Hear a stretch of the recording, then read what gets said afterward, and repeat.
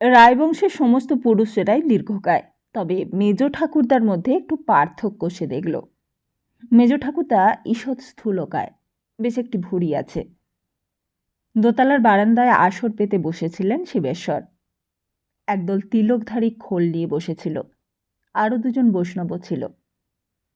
শিবেশ্বর সবে গাঁজার কোলগেটটি হাতে ধরেছিলেন। মেজগিন্নি সুরেশ্বরকে নিয়ে সিঁড়ি ভেঙে ঠিক বারান্দার প্রান্ত দেশে এসে দাঁড়ালেন এবং একটু থমকেও গেলেন।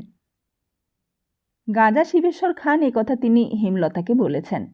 না বলবার কোনো কারণও ছিল না, কারণ শিবেশ্বর অতি প্রকাশ্যভাবেই গাঁজা খেয়ে থাকেন এবং সুরেশ্বর বিবি মহলের পাশের ঘর থেকে এইসব শুনেছে তাও তিনি জানতেন। তবু যেন একটু লজ্জিত হলেন। শিবেশ্বর গ্রাহ্যই করলেন না, গাঁজার কোলকে মুখের কাছে ধরে টানতে লাগলেন। মেজগিন্নি বললেন, সুরেশ্বর এসেছে। গাঁজার ধোঁয়া ছেড়ে একটু দাবা গলায় শিবেশ্বর প্রশ্ন করলেন, কে এসেছে? সুরেশ্বর তোমার কাছে এসেছে, তোমাকে দেখবে, দেখা করবে। যোগেশ্বরের ছেলে? হ্যাঁ। এসো এসো এসো ভাই।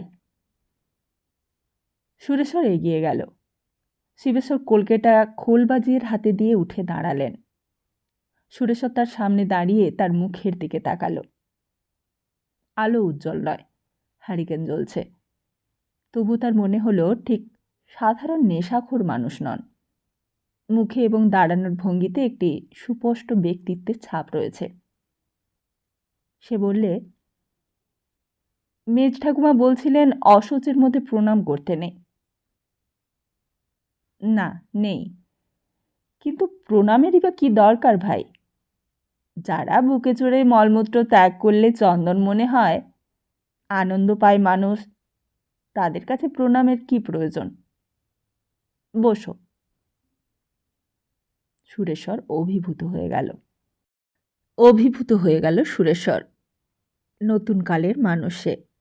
সবুজপত্রের যুগ সদ্য শেষ হয়েছে, বা সবুজপত্র সদ্য উঠে গেছে।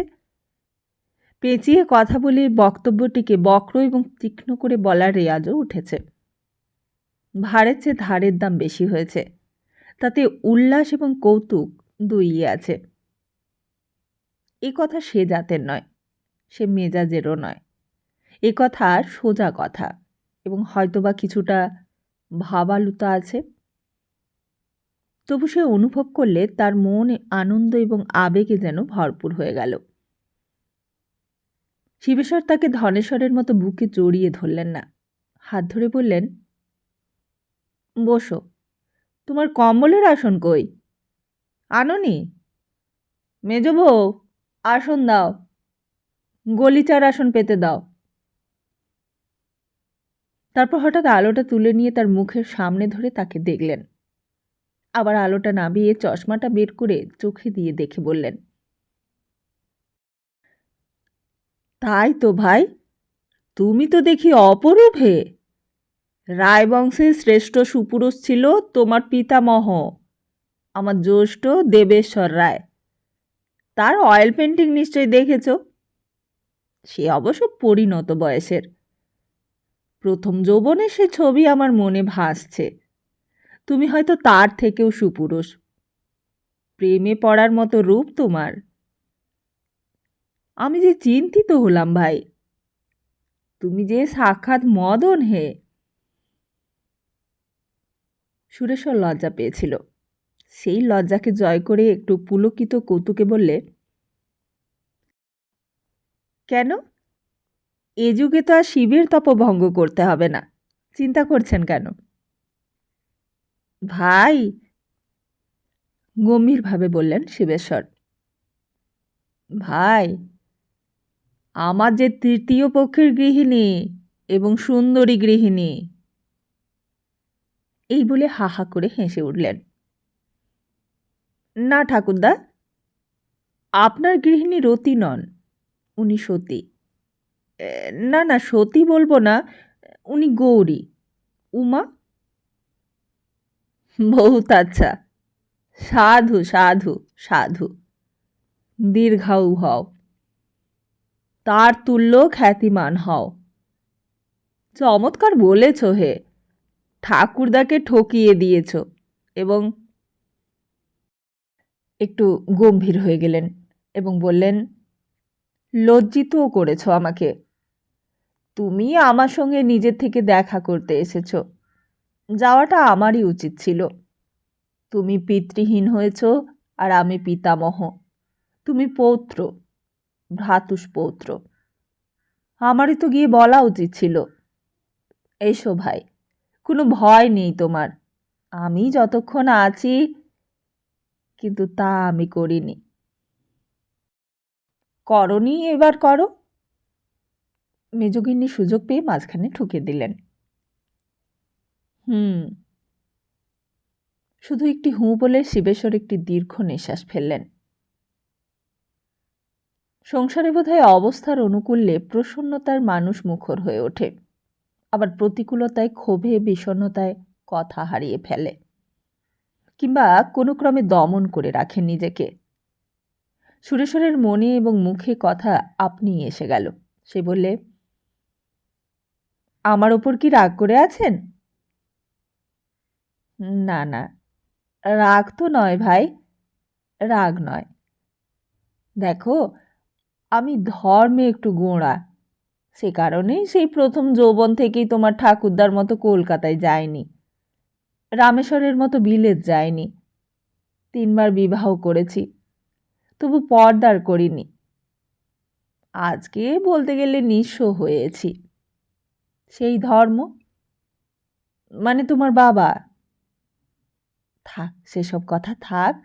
আমি ভাবছি, এখনো ভাবছি, আর ভাবছি বলে এখনো দূরে দূরেই রয়েছি। তাছাড়া আমিও তো বলতে গেলে ঠিক স্বাধীন নই। আমার ছেলেরা সব অপগণ্ড, মূর্খ, মাতাল। তাছাড়াও অন্য দোষও তাদের আছে। তারা অমত করেছে, তারা বিষয়ের জন্য করেছে, তা বলতে হবে। তবে কি জানো, আমার বিচারে তো তোমার বাপের সঙ্গে এদের তফাৎ খুব একটা নেই। দুই-ই পচেছে। তাই হয়, বড় বড় বংশে তাই ঘটে। তোমার বাপ ইংরেজি মতে পচেছে, আর এরা দেশি মতে পচেছে। দেখো, আমার কাছে তোমার বাপের পচাটাই বেশি পচা, কারণ ইংরেজি মতে পচা মানেই তো জাত দিয়ে পচা। আমার ছেলেরা জাতটা রেখেছে, আমি ভাবছি। সুরেশ্বর বললে, তাহলে ভেবেই দেখুন, আমি আর যাই। এসো, কাল আমি যাব, বৌমার সঙ্গে গিয়ে দেখা করে আসব। ওকে সেই বিয়ের সময় আর বিয়ের পর 7 দিনের জন্য এখানে এসেছিলেন, তখন দেখেছি, আর দেখিনি। দেখে আসব। ইতিমধ্যে ভেবে দেখি, ছেলেদের সঙ্গেও পরামর্শ করি। পরদিন সকালে শিবেশ্বর সঙ্গে সেজ ছেলে সুখেশ্বরকে নিয়ে নিজে এলেন। সুখেশ্বরের বয়স বছর 40। মেজ জগদীশ্বর থেকে বেশ কয়েক বছরের ছোট। সুখেশ্বর বেশ ভদ্র, ম্যাট্রিক পাস, এখানকার ইউনিয়ন বোর্ডের প্রেসিডেন্ট। কিছু ঠিকাদারি ব্যবসাও আছে। লোকে বলে ইউনিয়ন বোর্ডের ইন্দারা। রাস্তার সাঁকো এবং সব বেনামিতে সুখেশ্বরই করে থাকে। ইউনিয়ন কোর্টেরও হাকিম, তাতেও নাকি কিছু কিছু আয় হয়। চেহারাতে রায়বংশের ছাপ আছে, তবে রংটা একটু কালো। শিবেশ্বর হেমলতাকে ডেকে অনেক সান্ত্বনা, অনেক উপদেশ দিলেন। পরিশেষে বললেন, কাল আমি সুরেশ্বরকে সব বলেছি মা। দেখো মা, আমার কাছে ধর্ম সবার উপরে, বুঝেছ? তা আমি আমার গুরুর কাছে লোক পাঠিয়েছিলাম। তিনি বলেছেন, এ অনুমতির কাজ নয়, বিচারের কাজ। যা তোমার বিচারে হবে তাই করো। তা সেই বিচার আমি করেছি। হ্যাঁ, করেছি। মনে হয় দুপুর নাগাদ একটা সিদ্ধান্ত করতে পারবো। হেমলতা চুপ করে রইলেন। শিবেশ্বর বললেন, হরেচন্দ্র কাল সকালে গিয়েছিল, বলছিল তোমাদের ইচ্ছে ছিল বসত বাড়িতে গিয়ে উঠবে। ইচ্ছেটা স্বাভাবিকই বটে, বসত বাড়ি, পৈতৃক ভদ্রাসন, আর ওগুলো দেবত্রও নয়, সবই ব্যক্তিগত সম্পত্তি, মেরামতো তোমরা করাও। হেমলতা বললেন, না না, এই তো আমরা এখানে বেশ রয়েছি। হ্যাঁ, এ বাড়ি ওখানের থেকে অনেক আরামের, তবে ভদ্রাসন। তা যদি প্রয়োজন হয় তাহলে আমি আজই খালি করে দেব। আমার বাড়িটা জীর্ণ হয়েছে। তা হোক, পরিষ্কার এ বেলাতেই হয়ে যাবে, বিকেল 4টে নাগাদ খালি হয়ে যাবে, যদি চাও। সুখেশ্বর এতক্ষণ পর্যন্ত প্রায় চুপ করেই বসেছিল। সে এইবার বললে, এই সময় কথাটা বলা হয়তো অন্যায় হচ্ছে আমার। একটা ব্যাপার হয়ে আছে, আসলে সেটা আমি বলে রাখতে চাই বৌদি। কি বলুন? আমাকে বলুন বলছেন কেন? আমি যোগেশ্বরদার চেয়ে 10 বছরের ছোট। হেসে মাথায় ঘোমটাটা টেনে দিলেন হেমলতা। সুখেশ্বর বললে, যোগেশদা তখন কলকাতায় ছিলেন। সেই সময় আমি তার কাছে গিয়েছিলাম। দেবতরের 100 বিঘে ধান জমির একটা প্লট। আমরা 8 ভাই বাবার অংশ রায়তি সত্ত্বে বন্দোবস্ত নিয়েছিলাম। যোগেশদাকে বলেছিলাম, দাদা তোমার তো অনেক আছে, কোনো অভাব নেই তোমার। এটা বাবা যখন আমাদের খাজনা করে দিলেন তখন তুমিও আমাদের দিয়ে দাও। তা উনি বলেছিলেন, দিলাম। আমি আসলে ভুল করে দলিলটা নিয়ে যাইনি, তাই সই হয়নি। আর তারপরেই উনি নেটিভ স্টেটে চলে গেলেন। উনি যখন বিলেত চলে গেলেন তখন হরচন্দ্র সেটা অস্বীকার করলেন। তা কি করে হবে? কই, আমরা তো কিছুই জানি না। আর সেই তখন থেকে একটা গাঁট লেগে রয়েছে। সেটা এদিকটা যখন মিটেই যাবে তখন মিটে গেলে ভালো হয় না? শিবেশ্বর বললেন, এ কি সুখেশ্বর, এই সময় ওসব কথা কেন? এ কি? হরচন্দ্র নির্বাক হয়ে দাঁড়িয়েছিল। সে এইবার হেমলতাকে কিছু বলবার আগেই বললে, না না কর্তা, উনি ঠিক বলেছেন, সব গাঁট খুলে যাওয়াই ভালো।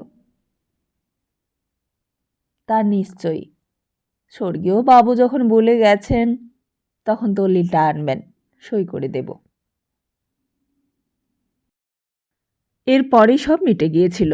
তবে শ্রাদ্ধে আসেনি বা অশোচান্তে কামান করেনি কেবলই ধনেশ্বর। সে বলেছিল না, আর সেই নাকে হাঁ করানো যায়নি। তবে কোনো গণ্ডগোলও করেনি। শিবেশ্বর তাকে কঠিন শাসন করেছিলেন। আর একজন কামায়নি। কামায়নি ঠিক নয়, তাকে পাওয়া যায়নি সময় মতো। সে ধনেশ্বরের তৃতীয় ছেলে গোপেশ্বর। সে নাকি একটু অসুস্থ মস্তিষ্ক, দৈত্যের মতো চেহারা। 14 বছরের ছেলেকে মনে হয় 18 বছরের জোয়ান। আপন খেয়ালে চলে, মধ্যে মধ্যে চলে যায়, 2-3 দিন পর আবার ফেরে। কীর্তিহাটে 1 মাসের ওপর থেকে প্রথম মাসিক শ্রাদ্ধ সেরে কলকাতায় ফিরেছিল এবং ষষ্ঠ মাসে গিয়ে সপিণ্ডীকরণ শেষ করে সমারোহ করে শ্রাদ্ধ করে এসেছিল। তার সঙ্গে সে বিচিত্র মন নিয়েও এসেছিল। গ্রামের মানুষদের দেখে দুঃখ হয়েছিল, ঘৃণাও হয়েছিল। এদের দুঃখ দারিদ্রতা যত, নীচতাহীনতাও তত, অথবা তার থেকেও অনেক বেশি। এক বিন্দু প্রেম বা এতটুকু শ্রদ্ধা কিংবা ভালোবাসার মতো এক কোণা পরিমিত সম্বলও সে পায়নি। কি লোভ, কি গোগ্রাসে আহার! সব থেকে বেশি খেয়েছিল রায়বংশের ছেলে ওই গোপেশ্বর। এইবার সুরেশ্বর তাকে দেখেছিল। কথায় জড়তা, প্রকাণ্ড দেহ, ফর্সা রং, কটা চুল, কটা চোখ, অসুস্থ দৃষ্টি। ছেলেটি খেতে বসে দানবের মতো খেয়েছিল। তারপর আর গোপেশ্বরকে দেখেনি। শুনেছিল তার মাথা গরম হয়েছে বলে তাকে ঘরে বন্ধ করে রাখা হয়েছে। গভীর রাত্রে সে বীভৎস চিৎকার করত। সেই চিৎকারও সে শুনেছিল। ওখানকার ব্রাহ্মণেরাও চুরি করে। তার প্রীতির শ্রাদ্ধে তারা লুচি মিষ্টি চুরি করলে সে দেখলে, এবং পরস্পরের মধ্যে কুৎসিত কলহও করলে। আর সব থেকে খারাপ লাগলো, তার মেজ ঠাকুমা পর্যন্ত বালতিতে ভরে মিষ্টি নিয়ে গেলেন। দুর্ভাগ্যক্রমে চোখে তারই পড়ল। মেজ ঠাকুমা অপ্রতিভ হলেন না, হেসে পড়লেন, নিয়ে যাচ্ছি ভাই, কলকাতার কাঁচা সন্দেশ তোমার ঠাকুরদা খেতে বড় ভালোবাসেন। চোখে পড়ল কাঙালি বিদায়ের বাদ্য দরিদ্রেরা এলো দলে দলে। এখানকার রায়বাড়ির ছেলেরা থেকে অনেক ভদ্রবাড়ির ছেলেরা, এমনকি ওদেরই স্তরের যারা পাইক পেয়াদার কাজ করে, তারা তাদের যুবতী মেয়েগুলোকে নিয়ে সামান্য স্বাদু খাদ্যমূল্যে ছিনিমিনি খেললে। নদীর ওপারে গোয়ানপাড়া, ওই ডিকুরজিদের বাড়ি। তারা লুঙ্গি পরে, পাজামা পরে, মেয়েরা সেমিজের মতো ঢিলে জামা পরে বেড়ায়। তারা কাঙালি খেতে আসেনি, কিন্তু এই দাঁড়িয়ে দেখলে আর ফিকফিক করে হাসলে। মেয়েগুলোকে দেখেই যেন মনে হয় এরা শৈরিনী। এখানকার মুসলমানেরাও আসেনি, এদের দুই সম্প্রদায়কে সিধে দেবার ব্যবস্থাও মা করেছিল। এখানকার স্কুলের হেডমাস্টার এসে তার কাছে হেঁট হয়ে নমস্কার করে ভিক্ষুকের মতো কথা বললে। তার কারণ, স্কুলে 5,000 টাকা দান করা হয়েছিল। তিনি হাত জোড়ো করে বললেন তার মাকে, স্কুলের ম্যাট্রিক উত্তীর্ণ ছাত্রদের মধ্যে যে প্রথম হবে তাকে 1 বছরের জন্য মাসিক একটা বৃত্তি বাবার নামে দেবার জন্য। চ্যারিটেবল ডিসপেন্সারির ডাক্তার এলেন ডাক্তারখানা মেরামতের জন্য ভিক্ষা করতে। তিনি আক্ষেপ করে বললেন, এই ডাক্তারখানার যেসব যন্ত্রপাতি ছিল সেসব দেখে মিস্টার ল্যামবন বলে ডিস্ট্রিক্ট ম্যাজিস্ট্রেট 1908 সালে লিখেছিলেন, এসব ইকুইপমেন্ট সাব ডিভিশনাল হাসপাতালেও নেই। তার আর কিছুই নেই, ডাক্তার এখানে থাকে না, কারণ বিনা ফিয়ে গোটা মেজ তরফকে তাকে দেখতে হয়। ডাক্তারখানা থেকে তাদের ওষুধ আগে আসে। ভালো ওষুধ অন্য পেশেন্টদের দিতে নিষেধ আছে সুখেশ্বর বাবুর। সুরেশ্বর ছিল নীরব শ্রোতা। তার অন্তর্লোকে এইসবের প্রতিটি বিচিত্র সংবাদ জ্বলন্ত অঙ্গারস্তূপে দাহ্য বস্তুর মতো নিক্ষিপ্ত হচ্ছিল। ফলে সে ফিরে এলো জ্বলতে জ্বলতে। শুধু রায়বংশ নয়, গোটা গ্রাম, হয়তোবা গোটা দেশের ওপরেই অবজ্ঞা এবং ঘৃণা নিয়ে। কলকাতায় তখন সে কলেজে ভর্তি হয়েছে, সেন্ট জেভিয়ার্স কলেজ। সেবার সে ম্যাট্রিক পাশ করেছিল। কীর্তিহার থেকে ফিরে এসে আর কলেজে যায়নি, গিয়ে উঠেছিল প্রভিন্সিয়াল কংগ্রেস অফিসে। এই রাজত্ব, এই দেশ, এই সমাজে বিপ্লবের আগুন লাগিয়ে ছাড়খাড় করে দিতে হবে। সমাজে বিপ্লবের আগুন লাগিয়ে পুড়িয়ে ছাড়খাড় করে দিতে হবে। আর তখন ছিল 1930 সাল। মা বাধা দিয়েছিলেন, সে শোনেনি। একদিন মাকে না বলে চলে গিয়েছিল মেদিনীপুরের লবণ সত্যাগ্রহে। সেইখান থেকে খবর এসেছিল তার 1 বছরের জেল হয়েছে। কিন্তু এখানেও সে শান্তি বা স্বস্তি পায়নি। তখন জেলের মধ্যে রাজনৈতিক বন্দীদের ভেতর জটিল দলাদলির ফলে কুৎসিত ষড়যন্ত্র চলছে। আর তাছাড়াও সাধারণ সত্যাগ্রহীদের সে যেন এক অসহনশীল উন্মত্ততা চলেছে। এ দল ও দলের লোককে বলে স্পাই, ও দল বলে এই দলের লোককে। রাত্রে সারা রাত্রি জলে ড্রাম আর থালাবাটি পিটে ব্যান্ড বাজায়। 20-25 জনে মিলে চিৎকার করে বেসুরে অসুরের মতো গান করার নামে তাণ্ডব করে। তার বিছানার পাশের দেওয়ালটায় 4 জন নস্যি নিয়ে নাক ঝেড়ে ময়লা করে। সে প্রতিবাদ করায় তার নামে রটে গেল সে স্পাই। তার আর সহ্য হলো না। সে সেদিনই জেলারের কাছে এসে জানালো যে সে সুপারের সঙ্গে দেখা করতে চায়। সুপারের সঙ্গে দেখা হলো এবং সে তাকে বললে সে সত্যাগ্রহ করে এখানে অনুতপ্ত, সে আর করবে না এইসব, এই বন্ড দিয়ে মুক্তি পেতে চায়। তখন তার 1 বছরের মেয়াদের মধ্যে 9 মাস হয়ে গেছে। জেল নিয়মে রেমিশন পেয়ে মেয়াদ প্রায় 1 মাস কম হয়ে যাবে। সুতরাং সুপারিনটেনডেন্ট বিস্মিত হলেন, বললেন, ভালো করে ভেবে দেখেছেন? দেখেছি। আরও 2 দিন ভাবুন। না। তারপর বলেছিল, আর না হয় দয়া করে আমাকে সেলে থাকবার ব্যবস্থা করে দিন, না হলে আমাকে আত্মহত্যা করতে হবে। বেশ, লিখুন। দরখাস্ত লিখে সে জেল সুপারিনটেন্ডেন্টের কাছে দিয়ে চলে আসছিল। সুপার ডেকে বলেছিলেন, শুনুন। কি বলুন? আপনি বসুন। এখন থেকে আপনি সেলেই থাকবেন, আমি অর্ডার করে দিচ্ছি। সে যেন বেঁচে গিয়েছিল। তাই ছিল। এবং বাকি মেয়াদের কালটা সে সেলের একটা দেওয়াল কয়লা দিয়ে ছবি এঁকে ভরিয়ে দিয়েছিল এবং মাস দেড়েক পর খালাস পেয়ে জেল গেট থেকে বেরিয়ে এসে মুক্তির জন্য একটা নিঃশ্বাস ফেলে বেঁচেছিল। কিন্তু এর জন্য তার স্পাই অপবাদ এমন সোচ্চার হয়ে উঠেছিল যে সেটা জেলের ভেতরেই আবদ্ধ ছিল না, বাইরেও ছড়িয়েছিল। ছিল মফস্বলে, মেদিনীপুর সেন্ট্রাল জেল। মেদিনীপুর থেকে কলকাতায় বাড়ি পৌঁছে দেখেছিল মা বিছানায় শুয়েছেন। তার অসুখ হয়েছে মাসখানেক। ডায় ম্যানেজার খবর দিতে চেয়েছিল, কিন্তু হেমলতা খবর দিতে দেননি। ডাক্তার বলেছেন হার্ট উইক হয়েছে। তার জেলে যাওয়ার অনুশোচনাই যেন বেড়ে গিয়েছিল।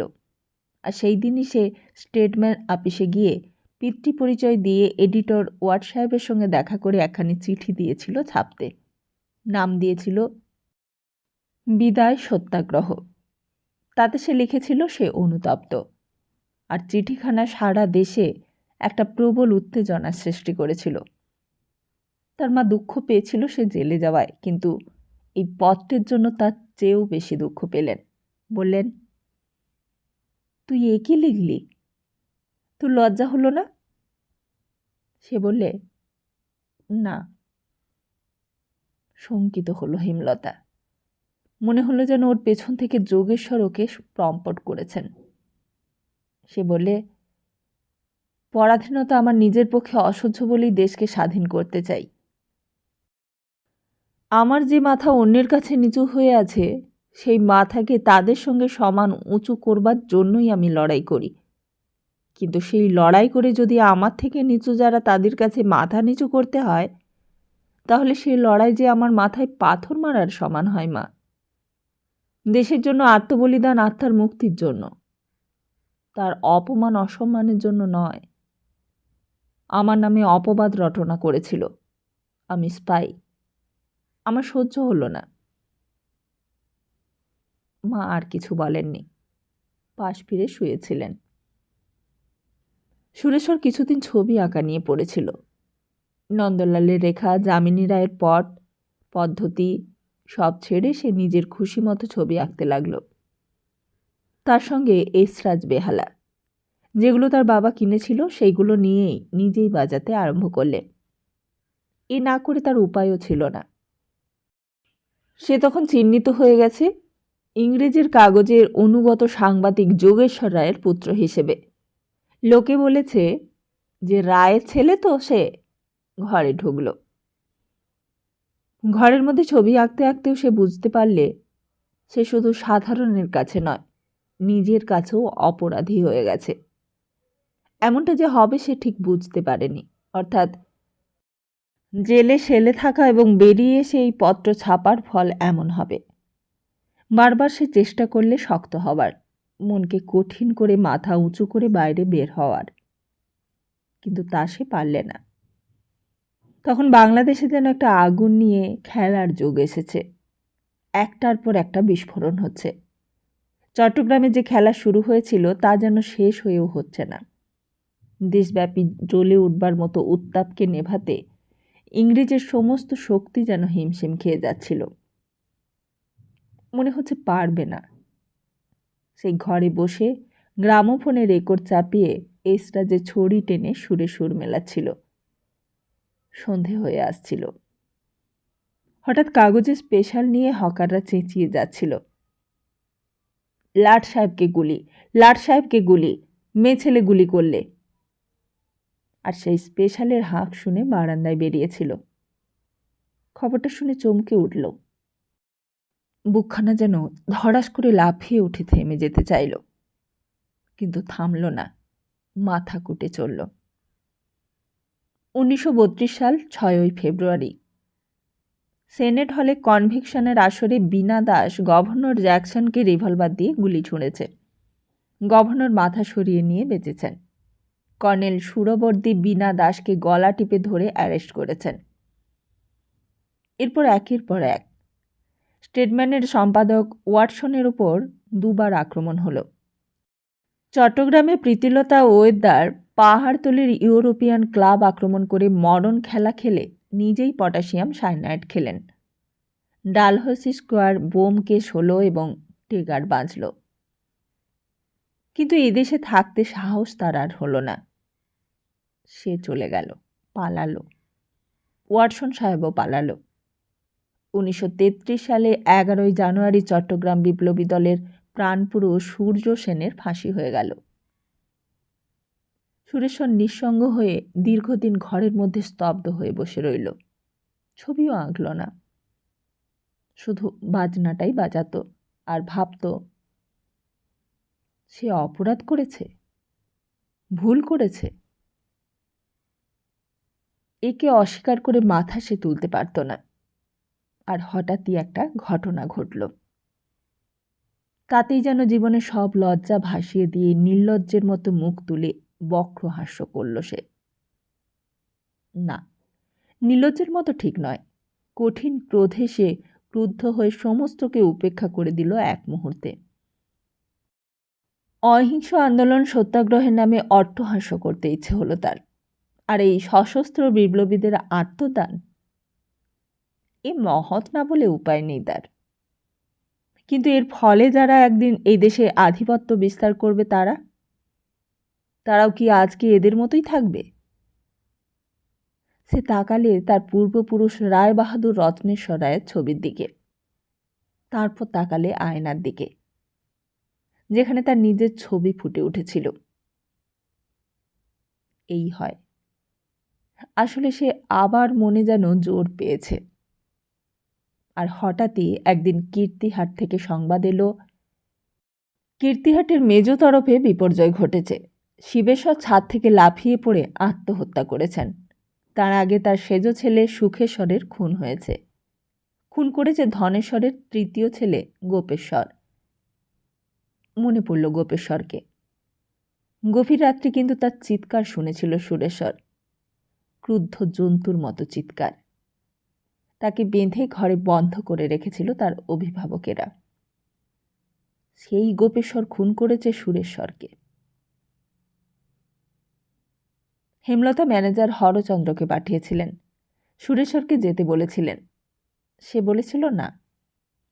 হরচন্দ্র ফিরে এসে যে বিবরণ দিয়েছিলেন তাতে হেমলতা শিউরে উঠেছিলেন। সুরেশ্বর প্রথমটায় স্তম্ভিত হয়ে গিয়েছিল। অনেকক্ষণ পর তার মুখে ফুটে উঠেছিল একটি বাঁকা রেখার অতি তিক্ত হাসি। সে হাসি তিক্ততার, সে হাসি ঘৃণতার। বিবরণ শুনে যে কোনো লোকের মুখেই এই হাসিটা ফুটে উঠবে তাতে কোনো সন্দেহ নেই। ওই গোপেশ্বর ছেলেটি তার বাল্যকাল থেকেই দানবের মতো অতিকায়। তার চরিত্রের দানবিক প্রকৃতির প্রথম প্রকাশ হয়েছিল আহারে। পরিমাণে তো প্রচুর খেতই, তার উপর ছিল তার কেড়ে খাওয়ার স্বভাব, চুরি করে খাওয়ার স্বভাব। ক্ষুধায় সে জন্তুর মতো ক্রুদ্ধ চিৎকার করত, অন্যের পাত্র থেকে কেড়ে খেয়ে নিত। রায়বাড়ির দেবতার ভোগের উপরেও মধ্যে মধ্যে ডাকাতের মতো ঝাঁপিয়ে পড়ত। বাপ ধনেশ্বর কালী সাধক।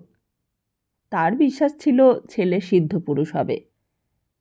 সিদ্ধপুরুষ সাধকদের বাল্য আচরণে শোনা যায় তার সঙ্গে নাকি অনেক মিল দেখতে পেত। ক্রমে কৌশলে আরেক চেহারা দেখা দিল। সে বলির পাঁঠার সদ্যছিন্ন কণ্ঠ থেকে ফিনকি দিয়ে ঝরা রক্ত অঞ্জলি ভরে নিয়ে চুমুক দিত। রায়বাড়ির আলসের ফাঁকে ফাঁকে বাস ছিল 500-700 পায়রার। এই পায়রা ধরে সে পুড়িয়ে মহানন্দে বিনা লবণেই খেত। মধ্যে মধ্যে চলে যেত চাষিদের তরমুজ ফুটির খেতে। সেইখানে তাই গোগ্রাসে খেয়ে গাছতলাতেই পড়ে থাকত। আর তারপর আজ বছরখানেক থেকে তার এক নতুন ব্যাধি দেখা দিয়েছিল, কামারততার ব্যাধি। প্রথমে সে পশুর পেছনে ফিরেছে, তারপর নারীর স্বাদ পেয়ে উন্মত্ত হয়ে উঠেছিল। এরপর আর ধনেশ্বরেরও পুত্রকে সাধক বলে ধারণা করবার সুযোগের সূচিছিদ্রও রইল না। তারা বলতে গেলে ধনেশ্বর আর সুরেশ্বর বংশের মর্যাদা, ঘরের মর্যাদা রাখবার জন্য তাকে শাসন শুরু করেছিল। সেই শাসন নির্মম এবং নিষ্ঠুর। তাকে বেঁধে ছড়ি বা চাবুক দিয়ে প্রহার করত। সে চিৎকারও করত, কিন্তু তা যন্ত্রণা বা ভয়ে নয়, রাগে গর্জন করত। ঘটনার দিন সে দোতলার ঘরে বন্ধ ছিল, দাঁড়িয়েছিল একটা জানালায়। সেখান থেকে সে দেখতে পেয়েছিল বাড়ির পেছন দিকে একটা জোয়ান মেয়ে কাঁধে একটা ঝুড়ি নিয়ে গোবর কাঠকুড়ো কুড়োচ্ছিল। বাড়ির পেছন দিকটা নির্জন। মুহূর্তে সেই নির্জনতার সুযোগ ও অবকাশের মধ্যে নারী দেহের প্রলোভনে বাঘের মতো উন্মত্ত হয়ে উঠেছিল। সে পাগল, কিন্তু উন্মত্ত পাগল ছিল না। সে বন্ধ দরজায় পদাঘাতে নিজের উন্মত্ত লালসাকে ব্যক্ত করেনি। সে চেষ্টা করেছিল জানালার গড়াতটাকে ভাঙতে। 1795 জমিদারি কেনার আগে কুড়ারাম ভট্টাচার্য এই অংশটা তৈরি করেছিলেন। ঠাকুরবাড়িও তার পরের ইমারত।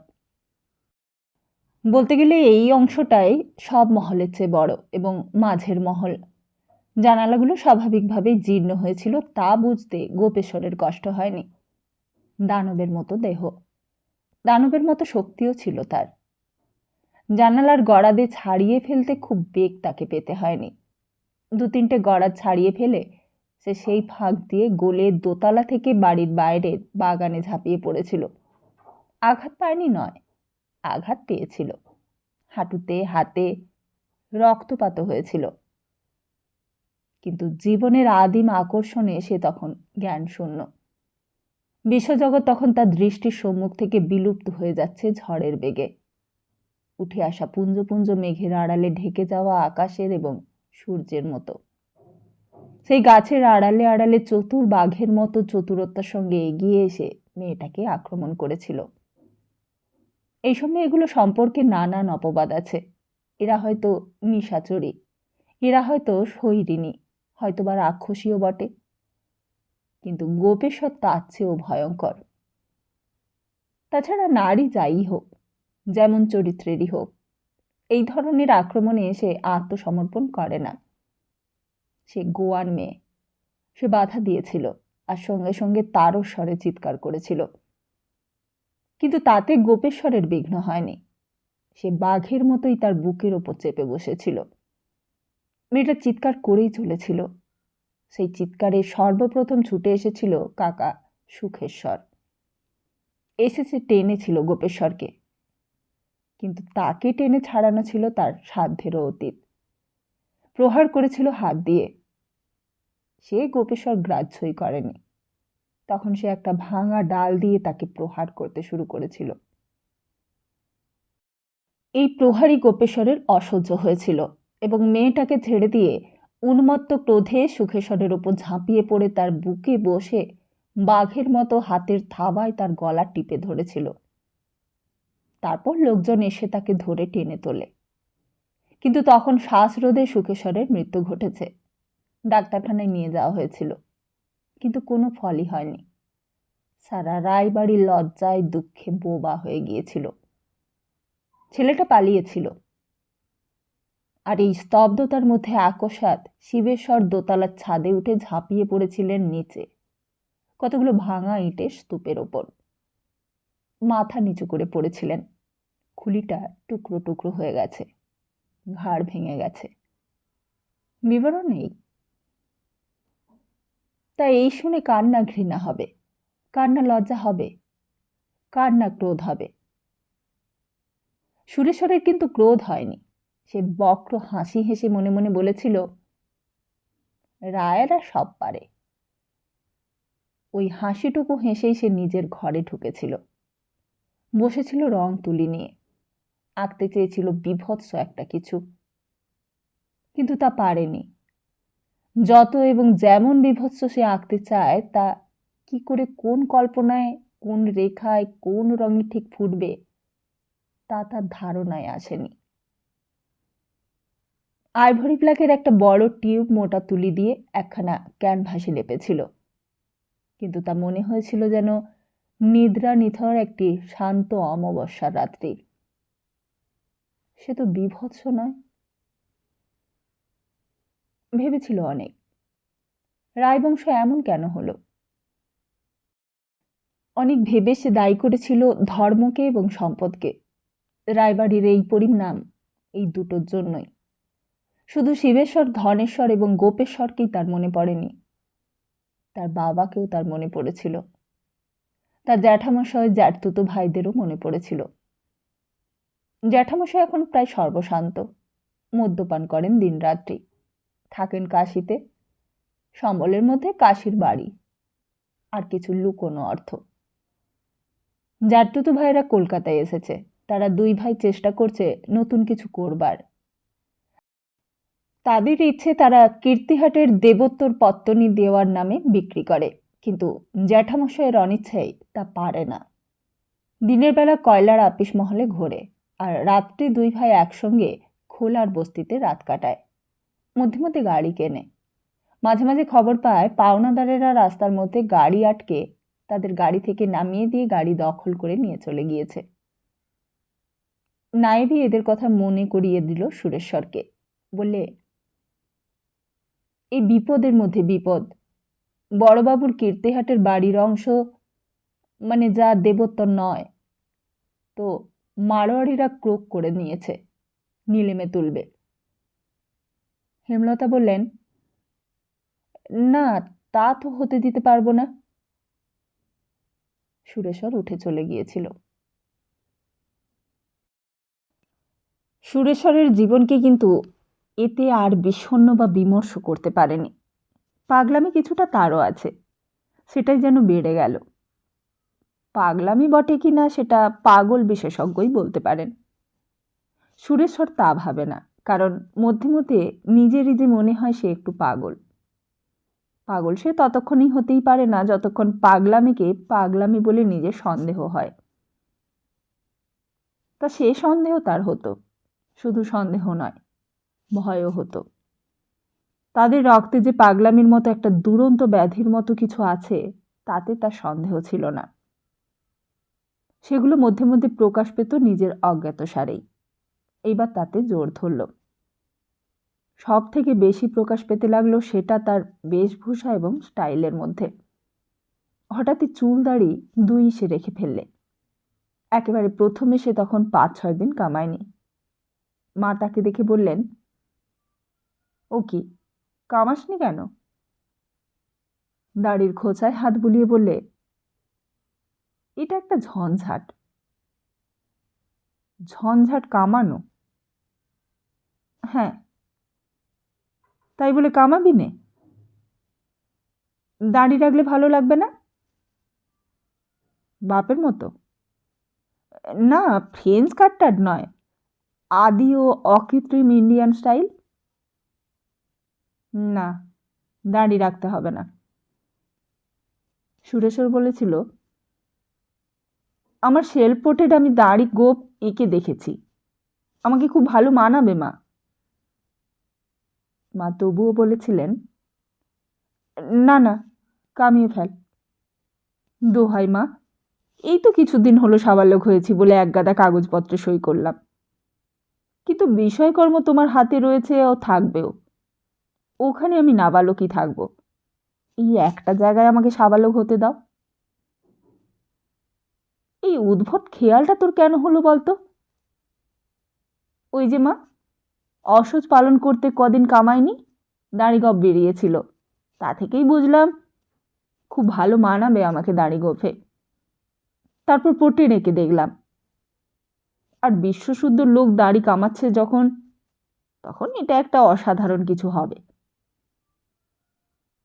মা আর কিছুই বলেননি। ছেলে সম্পর্কে রায়বংশের বংশধর বলে তার মনে একটা আশঙ্কাও আছে। ছেলে যা কিছু উদ্ভট উৎকট করে তা দেখে তিনি শঙ্কিত হন, কিন্তু যতক্ষণ পর্যন্ত সেই ভয়ঙ্কর পথে পা না বাড়ায় ততক্ষণ তিনি বলতে গিয়েও বলতে পারেন না। তিনি শুধু একটা জায়গায় সতর্ক হয়ে আছেন এবং শেষ পর্যন্ত তাই থাকতে চান। সেটা বিষয় ও অর্থের অধিকার। এটাই সব তা তিনি স্বীকার করেন না, তবে এটা যে অনেকখানি তা তিনি উকিলের ভাগ্নি এবং জমিদারের বধূ হয়ে স্পষ্টই বোঝেন। তার জীবন তাকে মর্মে মর্মে তা বুঝিয়েছে। একটা কথা যোগেশ্বর বলতেন তাকে। হেমলতা যখন তাকে কাগজ বের করতে বলেন তখন বলেছিলেন, তারপরেও বলতেন, দেখো, কাগজ শুধু কাগজ নয়, ব্যবসাও বটে। তাই বা কেন? আগে ওটা ব্যবসা, পরে ওটা কাগজ বা কাগজের মতবাদ, দেশের কল্যাণ। ব্যবসা করে টাকা আসে এবং সেইটাই বড় হয়ে দাঁড়ায় ক্রমে। তখন বাজনার তালে গায়কদেরও নিয়ে যাওয়া যায় না। গায়করা বেতালা গাইলেও তার সঙ্গেই তাল মানিয়ে চলতে হয়। তার টাকার তো প্রয়োজন নেই আমার, টাকা তো আমার রয়েছে। অর্থ পুঞ্জীভূত হলেই অনর্থ এবং বিষয় বিপুল হলেই বিষ। তাই বিষয় অর্থ ধরে রেখেছেন এই রোগশয্যায় শুয়েও। মধ্যে মধ্যে ভাবেন, ওই ৩ লক্ষ টাকা সেদিন যদি যোগেশ্বরের নিজের হাতে না থাকতো, একখানা চেক কেটে যদি ফরেন এক্সচেঞ্জে পরিণত করতে না পারতেন, তবে কি তিনি ৩-৪ দিনের মধ্যে চন্দ্রিকাকে নিয়ে জাহাজে চড়তে পারতেন? তবে পাগলের মতো দেশেই পালিয়ে বেড়ানো অসম্ভব ছিল না। কিন্তু তাতে কি চন্দ্রিকায় রাজি হতো? হতো না বলেই তার ধারণা। তাই ছেলে ছবি আর গান বাজনা নিয়ে ঘরের মধ্যে মেতে আছে, তাতে তিনি নিশ্চিন্ত আছেন। এবং ছেলে দাড়ি গোঁফ রাখছে, তা রাখুক, আপত্তি করেননি। সুরেশ্বর বাড়ি থেকে বের হতো না। ওই আর্ট এক্সিবিশন দেখতে যাওয়া, কখনো বা যামিনী রায়ের বাড়ি, কখনো বা হঠাৎ শান্তিনিকেতন যাওয়ার গণ্ডিটা এর মধ্যেই আবদ্ধ ছিল। শান্তিনিকেতনে গিয়ে রবীন্দ্রনাথকে দূর থেকে দেখেছে, কাছে যায়নি। একান্তভাবে যাত্রীর মতোই যেত আর চলে আসতো। নিজেকে আর্টিস্ট বলেও কোথাও জাহির করত না।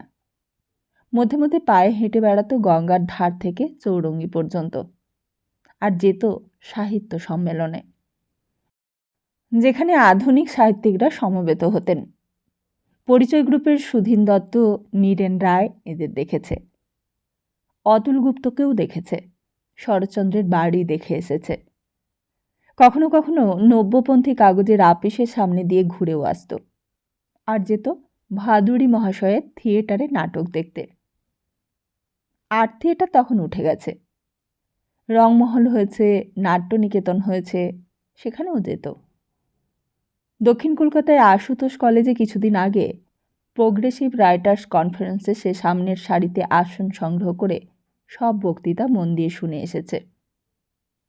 বিভার চেয়ে বড় এবং প্রাচীর ও প্রান্তর বইখানার নাম তার খুব ভালো লেগেছিল।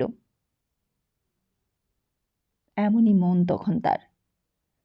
হয়তো এই কারণেই এই যুগের ছেলে, এই যুগের নিঃশ্বাসও নেয়, তাও বটে।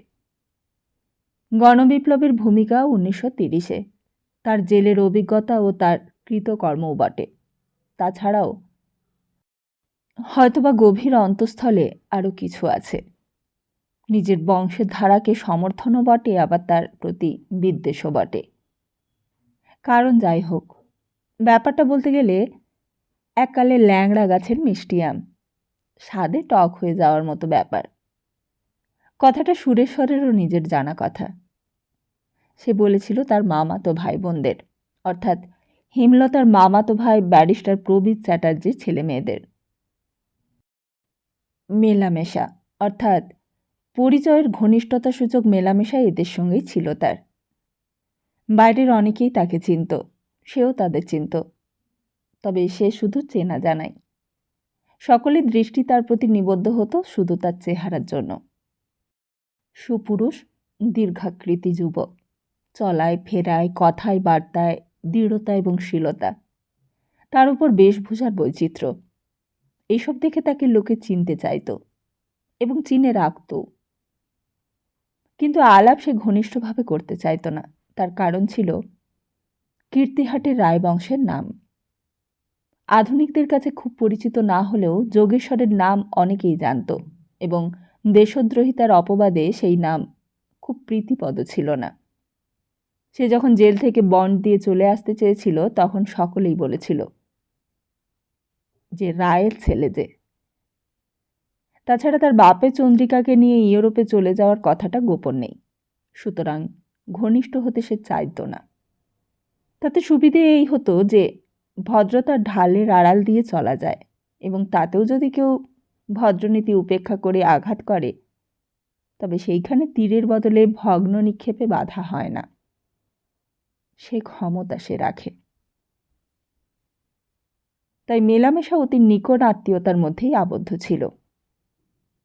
দুটো মামাতো বোন, একটির বয়স 17, অন্যটি 15। ভাইটি ছোট, সীমা, অসীমা এবং প্রদীপ। সীমা তাকে বলেছিল, তুমি কি হচ্ছ সুরদা? আমি হচ্ছি, যেমন তুমি হচ্ছ। হেয়ালি করছো? খেয়ালি মানুষের খেয়াল অনেক সময় হেয়ালি বলেই সন্দেহ হয়। কথায় প্যাচ কষো না, দিন দিন কুনো হয়ে যাচ্ছ না? বন থেকে কোনো নিরাপদ স্থান আরামদায়কও বটে, কিন্তু আমি তো বন্য নই।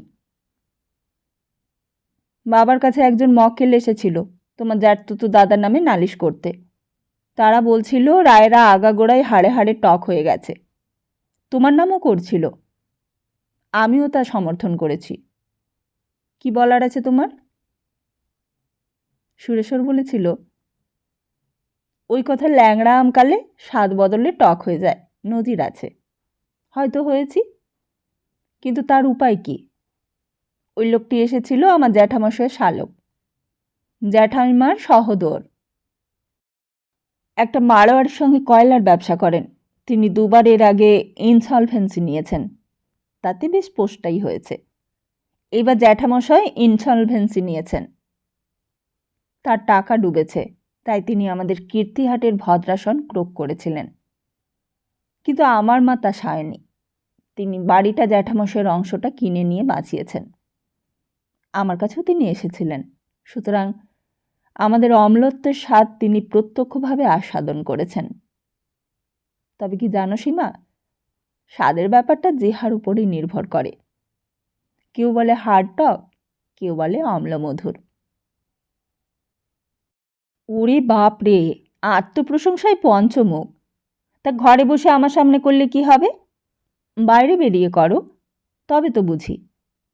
ছবি আঁকবে, কাউকে দেখাবে না। গান গাইবে, বাজারে কাউকে শোনাবে না। এত অহংকার কেন তোমার? সে তো তোমার কাছে নেই। চলো নতুন ছবি দেখাই, তারপর গান শোনাবো। তবে বাইরের লোকের কাছে অহংকার আমার বেঁচে থাক, তাতে তোমার সঙ্গে কোঁদর করবার পথটা দিন দিন প্রশস্ত হবে। সীমা আবদার করে তার হাত ধরে বলতো, না, তোমার কথা কিছুতেই শুনবো না। আমাদের বাড়িতে হলে তোমার ছবি দেখানো হবে না। এই বাড়িতেই আমার বন্ধুদের একদিন নিমন্ত্রণ করব। তোমাকে ছবি দেখাতেই হবে, গানও শোনাতে হবে, হবেই হবে। আমার এক নাকুচু বান্ধবী আছে, সুলতা ঘোষ, তাকে একবার সব দেখাতে চাই। সুবিধে হবে না। আমি বৃক্ষটি ঠিক যাকে সহকার বলে তা নই, বলতে পারো সাম্বি বৃক্ষ, অর্থাৎ শিমুল গাছ।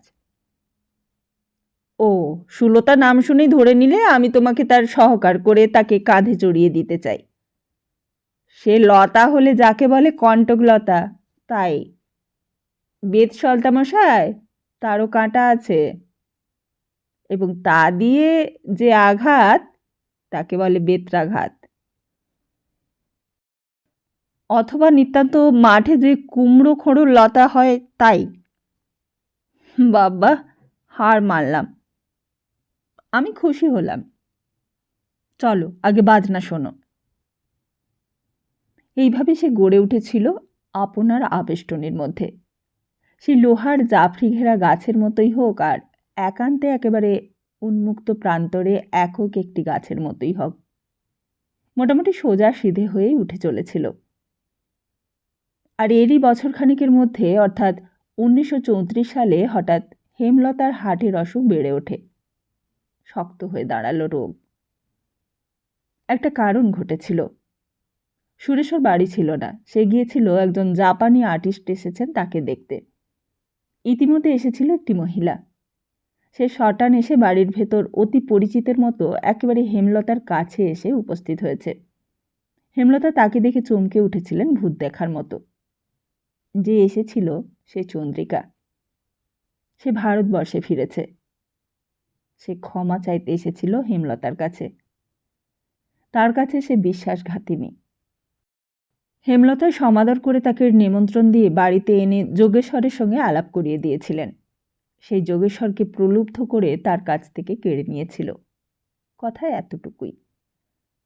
তার মূল্য চন্দ্রিকার গ্লানি থেকে মুক্তি, কিন্তু হেমলতার কাছে তার মূল্য আরও অনেক। তার জন্য তার জীবন দিতেও আক্ষেপ হয়নি। চন্দ্রিকা বলে গেছে, দেখো, তোমাকে সিস্টারই যদি বলি তবে ঘৃণা করে না বলো না। আমি প্রাণপণে চেষ্টা করেছি তাকে সুখী করতে, বিলিভ মি। কিন্তু সে সুখী হয়নি, একদিনের জন্যও না। সে কি বলতো জানো?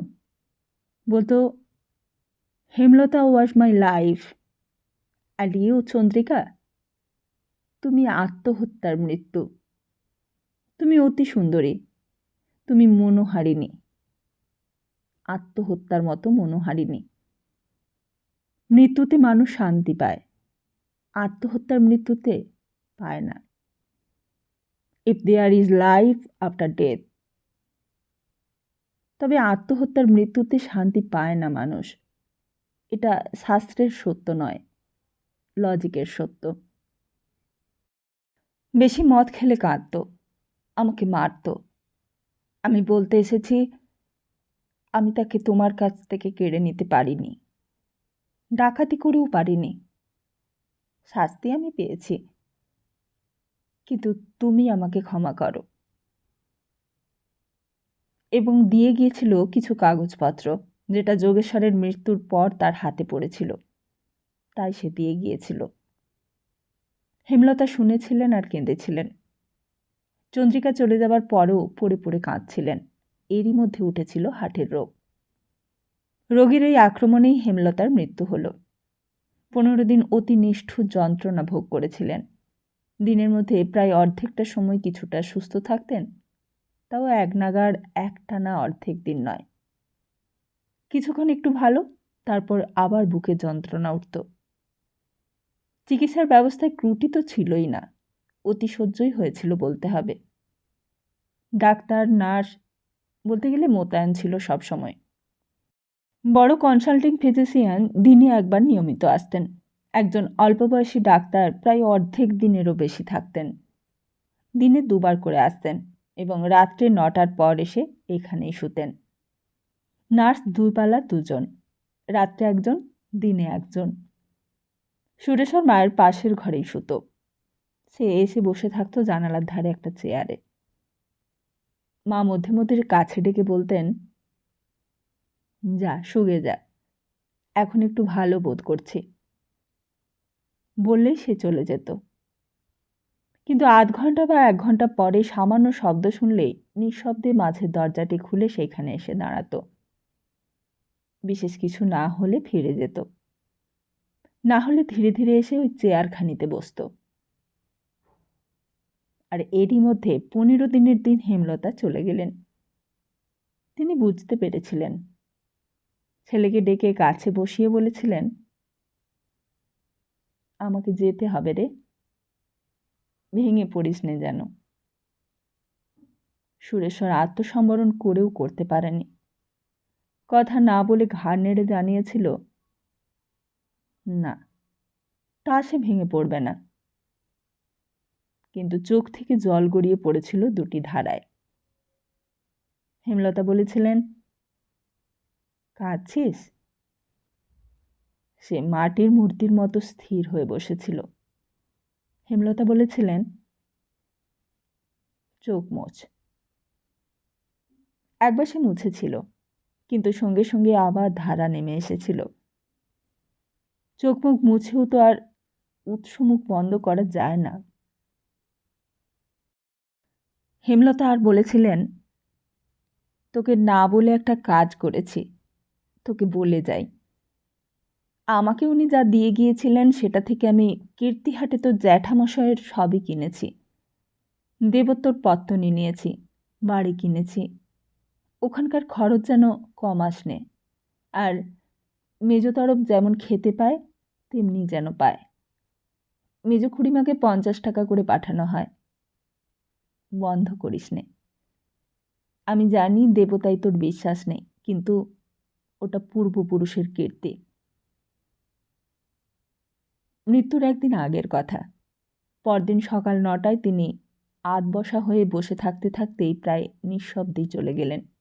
কেউ বুঝতেও পারল না। সুরেশ্বর দুবার শুধু ডাকলে, মা মা। মা স্থির নিথর। সে গায়ে হাত দিলে, নার্স ডাক্তারকে ডাকলে। সে পাশের ঘরেই ছিল, ইঞ্জেকশন তৈরি করছিল। সে এসে দেখে বললে, এক্সপায়ার্ড। সুরেশ্বর সেই যে চুপ করে মায়ের গায়ে হাত দিয়ে মুখের দিকে এক দৃষ্টি তাকিয়ে রইল।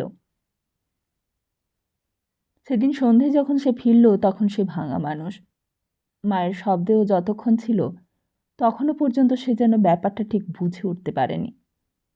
মায়ের দেহ চিতায় চাপতেই সে কল্পনায় কি হবে তা বুঝে হাউ হাউ করে কেঁদে উঠেছিল। সৎকারে এসেছিল ব্যারিস্টার মামা এবং তার 2 জ্যাঠতুতো ভাই, আর তাদের কাছে সংবাদ পেয়ে এসেছিলেন ধনেশ্বরের বড় ছেলে ব্রজেশ্বর। সে নাকি এখন এক কোটিপতি শেঠের বাড়ি চাকরি করে।